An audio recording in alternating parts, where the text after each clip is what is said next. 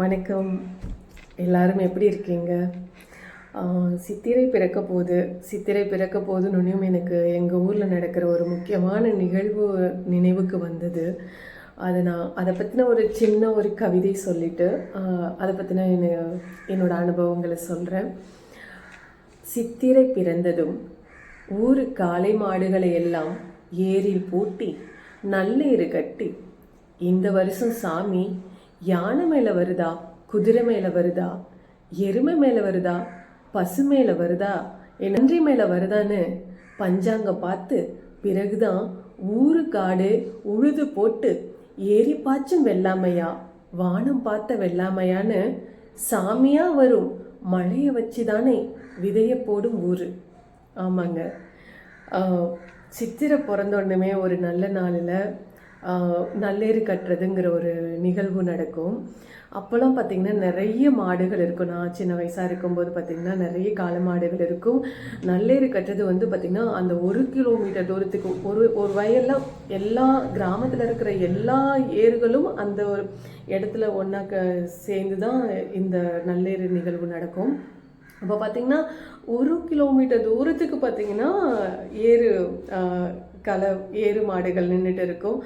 அப்போ பார்த்திங்கன்னா பெண்கள் எல்லாரும் ஆண்கள் எல்லாரும் ஏறு கட்டி உழுவர் அந்த நல்லேறத்துக்கு அந்த நிகழ்ச்சிக்காக வரிசையாக நின்றுட்டு இருப்பாங்க.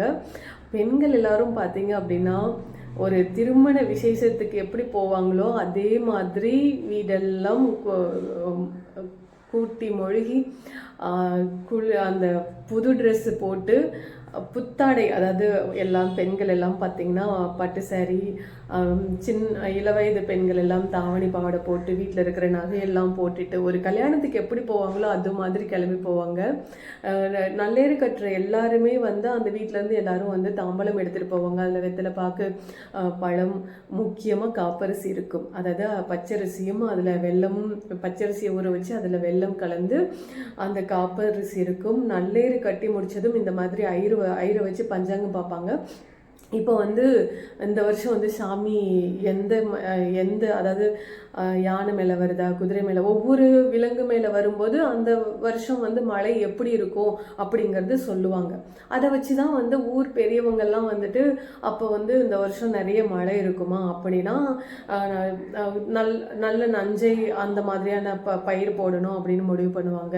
இல்லை இந்த வருஷம் மழை அதிகமாக இருக்காது அப்படின்னு சொல்லும்போது அதுக்கு தகுந்த மாதிரி வானம் பார்த்த வெள்ளாமை எந்த மாதிரி இருக்கும் அப்படிங்கிறத என்ன விதைக்கணும் அப்படிங்கிறது பெரியவங்கெல்லாம் சேர்ந்து அதுக்கப்புறமா தான் அவங்கவுங்க காட்டில் உழுது அதுக்கு தகுந்த மாதிரியான விதைப்பாங்க. இந்த நிகழ்வு வருடம் வருடம் நடக்கும்.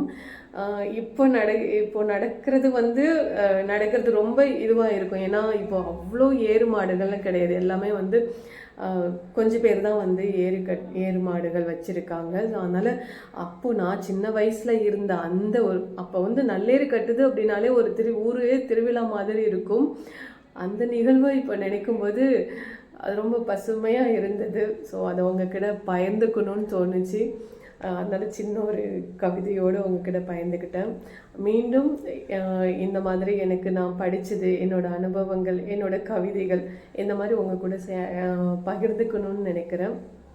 ஸோ என்னோட இந்த யூடியூப் சேனலை நீங்கள் சப்ஸ்கிரைப் பண்ணி வச்சுக்கோங்க. நான் இந்த மாதிரி என்னோட சின்ன சின்ன விஷயங்கள் எல்லாமே உங்கள் கூட பகிர்ந்துக்கிறேன். நன்றி. அடுத்த இதில் உங்களை நான் சந்திக்கிறேன். நன்றி, வணக்கம்.